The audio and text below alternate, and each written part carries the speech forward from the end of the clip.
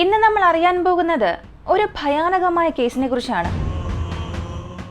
ഈ ഒരു കേസിന് അവസാനം സത്യത്തിൽ എന്താണ് ഇവിടെ സംഭവിച്ചതെന്ന് നിങ്ങൾ ഇങ്ങനെ കുറച്ചു നേരം ചിന്തിച്ചുകൊണ്ടേയിരിക്കും. കാരണം ഇന്നും ഈ ഒരു കേസ് അൺസോൾവ്ഡ് ആണ്. ഈ ഒരു സംഭവം ആരംഭിക്കുന്നത് ഇന്ത്യൻ സംസ്ഥാനമായ ഗുജറാത്തിലെ വഞ്ചി എന്നൊരു ചെറിയ ഗ്രാമത്തിലാണ്. 38 വയസ്സുള്ള ഹമ്മു മക്വാനയുടെ 35 വയസ്സുള്ള ഭാര്യയായ ഹൻസബൻ മക്വാന.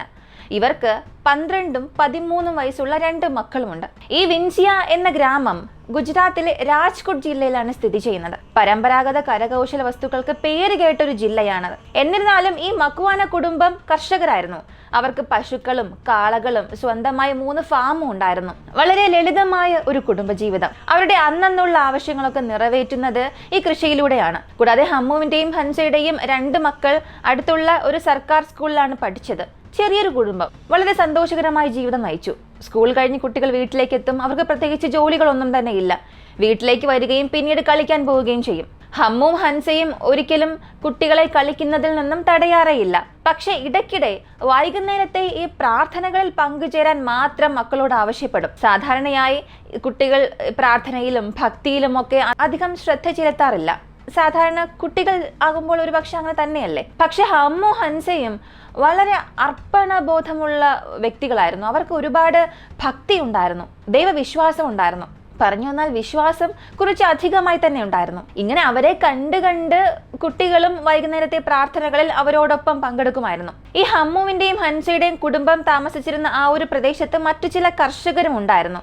അവിടെയുള്ള മിക്ക വീടുകളും മണ്ണും ഇഷ്ടികയും കൊണ്ടൊക്കെയാണ് നിർമ്മിച്ചിരിക്കുന്നത്. ഈ വീടുകൾക്കൊക്കെ അടുത്തായി പശുക്കളെയും കാളകളെയും കെട്ടാൻ ഒരു ഷെഡും നിർമ്മിച്ചിട്ടുണ്ട്. ഹമ്മുവിന്റെ സഹോദരന്റെ വീടും ഇവരുടെ വീട്ടിൽ നിന്നും ഒരല്പം ദൂരം മാറിയാണുള്ളത്. ഇഷ്ടികയും സിമന്റും കൊണ്ട് നിർമ്മിച്ച ഒരേയൊരു വീട് ഈ സഹോദരന്റെ വീട് മാത്രമായിരുന്നു. ഹമ്മുവിന്റെ മാതാപിതാക്കൾ താമസിച്ചിരുന്നതും ഇവരുടെ വീടിന് തൊട്ടടുത്തായിട്ട് തന്നെയാണ്. എന്നാൽ അവരെ നോക്കിയിരുന്നതും ഹമ്മു തന്നെയാണ്. സാധാരണ നമ്മുടെ മക്കൾക്കൊക്കെ ഒരുപാട് സ്നേഹമുള്ള അടുപ്പമുള്ള ഒരു ബന്ധു ആരെങ്കിലും ഉണ്ടാകും. ഇവിടെ ഈ സാഹചര്യത്തിൽ ഹമ്മുവിന്റെയും ഹൻസയുടെയും മക്കൾക്ക് അവരുടെ അമ്മാവനോട് വളരെ അടുപ്പമുണ്ടായിരുന്നു.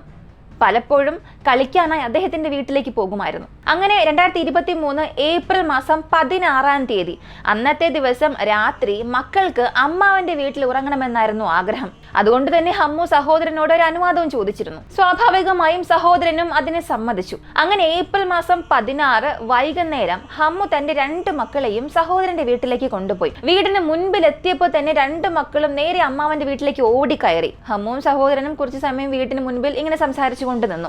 പിന്നീട് ഹമ്മു തന്റെ മക്കൾ അവിടെ നിർത്തിക്കൊണ്ട് സ്വന്തം വീട്ടിലേക്ക് മടങ്ങി. അങ്ങനെ ഏപ്രിൽ മാസം 16-ാം തീയതി രാത്രി സാധാരണഗതിയിൽ അങ്ങനെ കടന്നുപോയി. അടുത്ത് 2023 ഏപ്രിൽ മാസം 17-ാം തീയതി ഈ മക്കൾ അമ്മാവന്റെ വീട്ടിൽ നിന്നും രാവിലെയുള്ള ഭക്ഷണങ്ങളൊക്കെ കഴിച്ചു. ഉച്ചവരെയും അവിടെ കളിച്ചുകൊണ്ടിരുന്നു. എന്നാൽ ഉച്ചഭക്ഷണത്തിനായി സ്വന്തം വീട്ടിലേക്ക് എത്തിയപ്പോൾ അവിടെ അച്ഛനും അമ്മയും ഇല്ല. കുട്ടികൾ ഇവരെ 2 പേരെയും അന്വേഷിക്കാൻ തുടങ്ങി. സത്യത്തിൽ ഇതിനു മുൻപ് ഇങ്ങനെയൊന്നും സംഭവിച്ചിട്ടേ ഇല്ല. ഹമ്മുവും ഹൻസയും ഉച്ചയ്ക്ക് ഒരേ സമയം വീട്ടിൽ ഒരുമിച്ച് കൂടാറുണ്ട്. ഹമ്മുവിന്റെ പ്രായമായ മാതാപിതാക്കൾക്ക് ഹൻസ തന്നെയാണ് ഭക്ഷണം നൽകിയിരുന്നത്. പകൽ സമയത്ത് അവർ ഈ വയലിൽ കൃഷിക്കായൊക്കെ പോകുമെന്നുണ്ടെങ്കിലും ഉച്ച സമയത്ത് തീർച്ചയായും വീട്ടിലെത്തും. ഉച്ച കഴിഞ്ഞ് എന്തെങ്കിലും അത്യാവശ്യം ഉണ്ടെങ്കിൽ രാവിലെ തന്നെ ഈ വയസ്സായ അച്ഛനും അമ്മയ്ക്കും ആവശ്യമായ ഭക്ഷണമെല്ലാം ഒരുക്കി വെച്ചിട്ടാണ് പോവുക. എന്നാൽ ഇന്ന് അങ്ങനെ ഒന്നും സംഭവിച്ചിട്ടില്ല. വയസ്സായ അച്ഛനും അമ്മയ്ക്കും ഭക്ഷണം കൊടുത്തിട്ടില്ല. വീട്ടിലാണെങ്കിൽ സ്വന്തം അച്ഛനും അമ്മയും ഇല്ല. അതുകൊണ്ട് മക്കൾ ഒരുപാട് ഇടങ്ങളിൽ ഇങ്ങനെ അന്വേഷിക്കാൻ തുടങ്ങി. അവസാനം ഇവർ ജോലിക്ക് പോകുന്ന ആ വയൽ, ആ പ്രദേശത്തേക്ക് അച്ഛനും അമ്മയും തിരക്കി പോവുകയാണ്. അവിടെയും എല്ലാം വളരെ സാധാരണ രീതിയിലായിരുന്നു. എന്നാൽ അവിടെയും ഹമ്മും ഹൻസയും ഇല്ലായിരുന്നു. എങ്കിലും മക്കൾ ഇങ്ങനെ വയലിലേക്ക് നടന്നു പോവുകയാണ്. ആ സമയം 7 അടി ഉയരമുള്ള ഒരു മതിൽ കണ്ടു. അവിടെ പ്ലാസ്റ്റിക് ബാഗുകൾ കൊണ്ട് നിർമ്മിച്ചിരിക്കുന്ന ഒരു ചെറിയ കൂടാരവും കണ്ടു. ആ കൂടാരം കണ്ടപ്പോൾ ആ കുട്ടികൾക്ക് ഓർമ്മ വന്നത് അവരുടെ മാതാപിതാക്കൾ കഴിഞ്ഞ ചില ദിവസങ്ങളിലായി ഇവിടെ എന്തൊക്കെയോ പണികൾ ചെയ്യുന്നുണ്ടായിരുന്നു. കുറച്ച് ദിവസം എന്നല്ല, കുറച്ചു കാലമായി ഹമ്മും ഹൻസയും ആ കൂടാരത്തിനുള്ളിൽ എന്തൊക്കെയോ സാധനങ്ങളൊക്കെ കൊണ്ടുവയ്ക്കുമായിരുന്നു. മുളകളും പ്ലാസ്റ്റിക് ബാഗുകളും കൊണ്ട് നിർമ്മിച്ച ഒരു ചെറിയ കൂടാരമായിരുന്നു അത്. ഹമ്മു മക്വാന തന്റെ വയലുകളിലേക്ക് വള്ളം കൊണ്ടുവരാൻ ഉപയോഗിച്ചിരുന്ന അതേ പ്ലാസ്റ്റിക് ബാഗുകളായിരുന്നു അത്. ഈ കുട്ടികൾ അത് കണ്ടപ്പോൾ അവർക്ക് പുതുതായി ഒന്നും തോന്നിയില്ല. എങ്കിലും ആ കൂടാരത്തിനുള്ളിലേക്ക് അവർ കടന്നു. ആ കൂടാരത്തിനുള്ളിൽ ഹമ്മുവും ഹൻസയും ശിവനെ ആരാധിക്കാനായി ഒരു ചെറിയ ക്ഷേത്രം പോലെ നിർമ്മിച്ചിരുന്നു. കൂടാതെ അവിടെ തന്നെ ഈ അഗ്നി ആചാരങ്ങളൊക്കെ നടത്താനായിട്ടുള്ള ഒരു പ്രത്യേക സ്ഥലവും ക്രമീകരിച്ചിരുന്നു. ആ ചെറിയ ക്ഷേത്രത്തിൽ അത് വളരെ ഒരു അത്ഭുതകരമായ രംഗം പോലെ തന്നെയാണ് തോന്നിയത്. ഈ പ്ലാസ്റ്റിക് ബാഗുകൾ കൊണ്ട് നിർമ്മിച്ച ആ കൂടാരം ഒരു 7 അടിയോളം താഴെ മാത്രമേ ഉയരമുണ്ടായിരുന്നുള്ളൂ. അവിടെ ഈ അഗ്നി ആചാരം എന്തെങ്കിലുമൊക്കെ നടത്തിയാൽ, ഈ തീയിൽ നിന്നുമുള്ള തീപ്പൊരി വളരെയധികം ആളിക്കത്തിയാൽ ആ കൂടാരം വളരെ എളുപ്പത്തിൽ തീ പിടിക്കാനുള്ള സാധ്യതയും ഉണ്ട്. അവിടെ ഈ അഗ്നി ആചാരങ്ങളൊക്കെ നടത്താനായി ഒരു ഹോമകുണ്ഡം പോലെ തയ്യാറാക്കിയിരുന്നു. ഇത് നിങ്ങളിൽ പലർക്കും അറിയാമായിരിക്കും. എന്നാൽ അത് ഇവിടെ ചെമ്പും പിച്ചളയും കൊണ്ട് നിർമ്മിച്ച ഒരു പവിത്രമായ പാത്രം പോലെയാണ് നിർമ്മിച്ചത്. ഇത് സാധാരണ ഈ ഹിന്ദു ആചാരങ്ങളിൽ ഈ ഹോമകുണ്ഡം എന്നൊക്കെ അറിയപ്പെടുന്ന ഒരു അഗ്നി ചടങ്ങിനായി ഉപയോഗിക്കുന്ന വസ്തുവാണ്. ഇതിനു പുറമെ ആ സ്ഥലത്ത് പൂമാലയും ചുവന്ന പൊടിയും ഒരു വലിയ കത്തിയും കുറെ പഴങ്ങളും എല്ലാം അവിടെ ഉണ്ടായിരുന്നു. എന്നാൽ ആ കൂടാരത്തിൽ വളരെ വിചിത്രമായി തോന്നിയത് ഗില്ലറ്റിനായിരുന്നു. ഗില്ലറ്റിൻ എന്ന് പറഞ്ഞാൽ ശിരച്ഛേദനം ചെയ്യുന്ന ഒരു യന്ത്രം. ഹമ്മും ഹൻസയും അത് സ്വയം നിർമ്മിച്ചതായിരുന്നു. ഈ ശിരച്ഛേദനം ചെയ്യുന്ന യന്ത്രത്തിനടുത്തായിട്ട് തന്നെ 2 കൈകൾ കൊണ്ട് വളരെ എളുപ്പത്തിൽ ഇങ്ങനെ വലിക്കാവുന്ന ഒരു കയറും ഉണ്ടായിരുന്നു. സത്യത്തിൽ പിന്നീടുള്ള സമയങ്ങളിൽ ഈ ഒരു കർഷകന്റെ വീട്ടിൽ ഇത്രയും അപകടകരമായ ഉപകരണങ്ങൾ ഉണ്ടായിരുന്നത് എല്ലാവരെയും ഞെട്ടിപ്പിച്ചു. ഇപ്പോ സംഭവത്തിലേക്ക് വരാം. ഈ ഹമ്മുവിന്റെയും ഹൻസയുടെയും ഈ 2 മക്കൾ ആ കൂടാരത്തിനുള്ളിലേക്ക് കയറി. അവർ അവിടെ അകത്ത് കയറിയപ്പോൾ തന്റെ മാതാപിതാക്കളെ കണ്ടു. പക്ഷേ ദുഃഖകരമെന്ന് പറയട്ടെ, അവരുടെ തലകൾ ശരീരത്തിൽ നിന്നും വേർപെട്ടിരുന്നു. ഈയൊരു രംഗം കണ്ട ഉടനെ 2 കുട്ടികളും നിലവിളിച്ചുകൊണ്ട് വീട്ടിലേക്ക് ഓടി. മുത്തശ്ശിയോട് കാര്യങ്ങളെല്ലാം പറഞ്ഞു. തുടർന്ന് അവരുടെ അമ്മാവനും കുടുംബത്തിലെ മറ്റുള്ളവരെല്ലാം ഈ പറഞ്ഞ സ്ഥലങ്ങളിലേക്ക് ഓടാൻ തുടങ്ങി. ആ കൂടാരത്തിനുള്ളിലെ മുഴുവൻ ദൃശ്യങ്ങളും കണ്ട് എല്ലാവരും ഭയന്ന് വിറച്ചു. പോലീസിനെ വിളിച്ചു. പോലീസ് വന്ന് നോക്കിയപ്പോൾ ഇവരുടെയും മൃതദേഹത്തിന് സമീപം ഒരു കുറിപ്പുണ്ടായിരുന്നു. ആ കുറിപ്പിൽ എഴുതിയിരുന്നത്, ഞങ്ങളുടെ മരണത്തിന് ഞങ്ങൾ മാത്രമാണ് ഉത്തരവാദി. ഞങ്ങൾ പോയതിനു ശേഷം ആരെങ്കിലും ഞങ്ങളുടെ കുട്ടികളെയും മാതാപിതാക്കളെയും പരിപാലിക്കണം എന്നുള്ളത് മാത്രമാണ് ഞങ്ങളുടെ അഭ്യർത്ഥന. പോലീസിന് അപ്പോൾ തന്നെ മനസ്സിലായി ഇതൊരു ആത്മഹത്യയാണെന്ന്. പോലീസും അവരുടേതായ രീതിയിൽ അന്വേഷിച്ചതിനു ശേഷം ഒരു പ്രസ്താവന പുറത്തിറക്കി. 2 വ്യക്തികളും സ്വന്തം ജീവൻ അപഹരിച്ചതാണ്. അവരുടെ ഈ മരണത്തിൽ 3-ാം കക്ഷിക്ക് യാതൊരുവിധ പങ്കും ഇല്ല. അവർ അവസാനം പറഞ്ഞു വെച്ചത്, ഈ ഹമ്മു ഹൻസ ഒരു മാന്ത്രിക ആചാരത്തിന്റെ ഭാഗമായി സ്വയം ബലിയർപ്പിച്ചതാണ് എന്നാണ്. അവർ ഈ തല വെട്ടി മാറ്റുന്ന യന്ത്രത്തിനകത്തായി അവരുടെ തല വച്ചു. എന്നിട്ട് ഞാൻ ഇതിനകം പറഞ്ഞു 2 കൈകൾ കൊണ്ട് വലിക്കാവുന്ന ഒരു കയറും അവിടെ ഉണ്ടായിരുന്നു.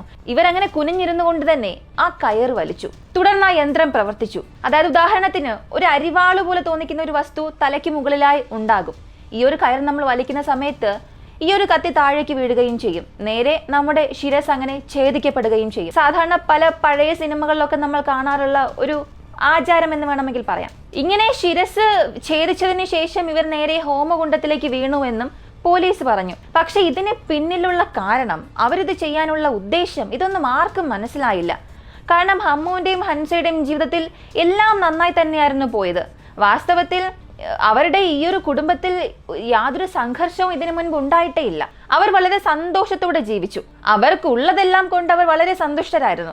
അയൽവാസികളും ബന്ധുക്കളും എല്ലാം ഒരേ കാര്യം തന്നെയാണ് പറഞ്ഞത്. അവരുടെ കുടുംബത്തിന് സാമ്പത്തികമായ പ്രശ്നങ്ങളും ഇല്ലായിരുന്നു. എന്തായാലും പോലീസ് ഈ വിവരങ്ങളെല്ലാം ശേഖരിച്ച ശേഷം ഇരുവരുടെയും മൃതദേഹം പോസ്റ്റ്മോർട്ടം ചെയ്യാൻ ആശുപത്രിയിലേക്ക് അയച്ചു. ശരീരത്തിൽ നിന്നും ലഹരി വസ്തുക്കളുടെ സൂചനയൊന്നും കണ്ടെത്തിയില്ല. ഒരു പക്ഷേ മയക്കുമരുന്നിന്റെ സ്വാധീനത്തിൽ അവരിങ്ങനെ ചെയ്തത് എന്ന് പോലീസ് ആദ്യം സംശയിച്ചു. പക്ഷേ പോസ്റ്റ്മോർട്ടം റിപ്പോർട്ടിൽ മറിച്ചായിരുന്നു കാര്യങ്ങൾ വന്നത്. എന്തായാലും ഈ കാര്യങ്ങളെല്ലാം വെച്ച് നോക്കുമ്പോൾ ഒരു കാര്യം വ്യക്തമാണ്. ആ രാത്രിയിൽ ഹമ്മുവും ഹൻസയും ആ കൂടാരത്തിനുള്ളിൽ എന്തൊക്കെയോ ഒരു ആചാരം നടത്തിയിട്ടുണ്ട്. എന്തെങ്കിലുമൊക്കെ നല്ലത് സംഭവിക്കുമെന്നൊക്കെ ചിന്തിച്ചുകൊണ്ട് ചിലർ സ്വയം ബലിയർപ്പിക്കുന്ന കാര്യങ്ങളും സംഭവങ്ങളും കഥകളൊക്കെ നമ്മൾ കേട്ടിട്ടുള്ളതാണ്. സാധാരണ ഇത്തരം സാഹചര്യങ്ങളിൽ അങ്ങനെ ഒരു ആചാരത്തിന് പിന്നിൽ തക്കതായ ഒരു ഉദ്ദേശം ഉണ്ടായിരിക്കും, അല്ലെങ്കിൽ ആ ഉദ്ദേശം പിന്നീട് പുറത്തു വരികയും ചെയ്യും. എന്നാൽ ഹമ്മുവിന്റെയും ഹൻസയുടെയും കാര്യത്തിൽ അങ്ങനെയൊന്നും സംഭവിച്ചിട്ടേ ഇല്ല. അവരുടെ ഈ മൃതദേഹങ്ങൾക്കരികിൽ കണ്ടെത്തിയ അവസാന കുറിപ്പൊഴികെ യാതൊരു സൂചനയും അവർ അവശേഷിപ്പിച്ചില്ല. അതുകൊണ്ട് തന്നെ അവരുടെ ഈ മരണം ഇന്നും ഒരു രഹസ്യമായി തുടരുകയാണ്. ഒരു പക്ഷേ ഇപ്പോൾ ഹൻസുവിന്റെയും ഹമ്മുവിന്റെയും മക്കൾ അവരുടെ അമ്മാവന്റെ ഒപ്പമോ സഹോദരങ്ങൾക്കൊപ്പമോ താമസിക്കുന്നുണ്ടാകും. എന്നാൽ അവരുടെ മാതാപിതാക്കളുടെ ദാരുണമായ മരണം ആ കുഞ്ഞുങ്ങൾക്ക് ഒരിക്കലും മറക്കാൻ സാധിക്കില്ല. ആ സംഭവത്തിന് സാക്ഷ്യം വഹിച്ച സമയത്ത് അവർക്ക് 12-13 വയസ്സ് മാത്രമായിരുന്നു. അവരുടെ മാതാപിതാക്കൾ എങ്ങനെ മരിച്ചു എന്ന ആ ഓർമ്മകൾ മായ്ച്ചു കളയാൻ മാത്രം തലച്ചോറ് അത്ര ചെറുപ്പമല്ലല്ലോ. അപ്പൊ തീർച്ചയായും അവരുടെയും മരണം വരെയും സ്വന്തം അച്ഛനും അമ്മയും എങ്ങനെ മരിച്ചു എന്നുള്ള ഓർമ്മകൾ എന്നും അവരുടെ മനസ്സിൽ ഇങ്ങനെ മായാതെ ഉണ്ടാകും. എനിക്ക് തോന്നുന്നത് അച്ഛനും അമ്മയും മക്കൾക്ക് നൽകിയ ഏറ്റവും വലിയൊരു ശിക്ഷ തന്നെയായിരുന്നു അത്. എന്തിനു വേണ്ടി ഇങ്ങനെയൊക്കെ ചെയ്യണം? എന്ത് നല്ലത് വേണമെങ്കിലും സംഭവിച്ചു കൊണ്ടുപോട്ടെ. ഈ കുഞ്ഞു മക്കളെ ഈ അച്ഛനും അമ്മയും ഈ ലോകത്തിൽ ഒറ്റയ്ക്കാക്കിയിട്ട് പോവുകയാണ്. പിന്നെ അവർക്ക് നല്ലത് സംഭവിച്ചിട്ട് എന്ത് കാര്യം? അച്ഛനും അമ്മയില്ലാത്തൊരു ലോകത്ത് അവർ ജീവിച്ചിട്ട് എന്ത് കാര്യം? ഇനി ഭാവിയിൽ അവരുടെ ജീവിതം എങ്ങനെയാകും? അന്ധവിശ്വാസം ജീവിതം നാശത്തിലേക്ക് തന്നെ നയിക്കും. അറിവില്ലായ്മ, ഭയം ഇതൊക്കെ ചേർന്നാൽ ആളുകൾ തികച്ചും അപ്രത്യക്ഷിതമായ കാര്യങ്ങളായിരിക്കും ചെയ്യാൻ തുടങ്ങുക.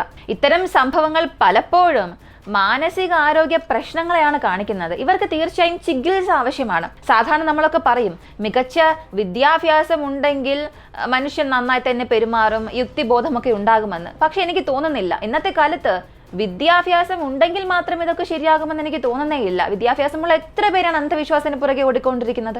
ഇതുപോലെ അങ്ങേയറ്റം ആചാര അനുഷ്ഠാനങ്ങളിൽ പതിഞ്ഞിരിക്കുന്ന ഒരു സമൂഹത്തെ ഒറ്റപ്പെടുത്താതെ അറിവിലേക്കും മനസ്സ് തുറക്കലിലേക്കും നയിക്കാൻ സ്നേഹപൂർവമായ ഒരു ഇടപെടലുകൾ ആവശ്യമാണ്. അവരെന്താണ് ചിന്തിക്കുന്നത്, അവരെന്താണ് പ്രവർത്തിക്കാൻ പോകുന്നത്, അവരുടെ മനസ്സിലുള്ള ദുഃഖം, സന്തോഷം ഇതെല്ലാം മറ്റുള്ളവരെ അറിയേണ്ടത് അത്യാവശ്യമാണ്. എങ്കിൽ മാത്രമേ അതിൽ എന്താണ് ശരി, എന്താണ് തെറ്റെന്നുള്ളവർക്ക് മനസ്സിലാക്കി കൊടുക്കാനും സാധിക്കുകയുള്ളൂ. ഈ ഒരു സംഭവം തന്നെ അന്ധവിശ്വാസം എത്രമാത്രം അപകടകരമാകാം എന്നുള്ളതിന്റെ ഒരു കർശനമായ ഓർമ്മപ്പെടുത്തലാണ്. അതുകൊണ്ട് തന്നെ ഒരു വ്യക്തി എന്നല്ല, ഒരു സമൂഹത്തെ ഒന്നാകെ ഈ അന്ധവിശ്വാസത്തിൽ നിന്നും പുറത്തേക്ക് കൊണ്ടുവരേണ്ടത് അനിവാര്യമായ ഒരു കാര്യമാണ്. ഇപ്പോൾ ഈ ഒരു സംഭവത്തിലും ആർക്കും യാതൊരു പ്രയോജനവും ഇല്ല. ഈ 2 കുട്ടികളും അനാഥരായി, അത്രമാത്രം. ഈ അച്ഛനും അമ്മയും എന്ത് നല്ലത് ലഭിക്കാൻ വേണ്ടിയാണ് ഇങ്ങനെയുള്ള ആചാരങ്ങൾ നടത്തിയത്, സ്വയം ബലിയർപ്പിച്ചത്? എന്നിട്ട് എന്ത് നല്ലത് ലഭിച്ചു? സ്വന്തം മക്കൾ ഈ ഭൂമിയിൽ സന്തോഷത്തോടു കൂടി ജീവിക്കുന്നുണ്ടോ? അതുകൊണ്ട് ചോദിക്കുക, അറിയുക, ചിന്തിക്കുക, ഇതൊക്കെയാണ് അത്യന്തം അത്യാവശ്യമായ ഒരു കാര്യം. ഈ ഒരു സംഭവത്തെക്കുറിച്ചുള്ള നിങ്ങളുടെ അഭിപ്രായം എന്താണെന്നുള്ളത് കമന്റിൽ പറയുക. ഇങ്ങനെയുള്ള വളരെ വ്യത്യസ്തമായ വീഡിയോസിനെ കുറിച്ച് അറിയാൻ നമ്മുടെ ചാനൽ സബ്സ്ക്രൈബ് ചെയ്യുക. മറ്റൊരു വീഡിയോയുമായി വീണ്ടും കാണാം.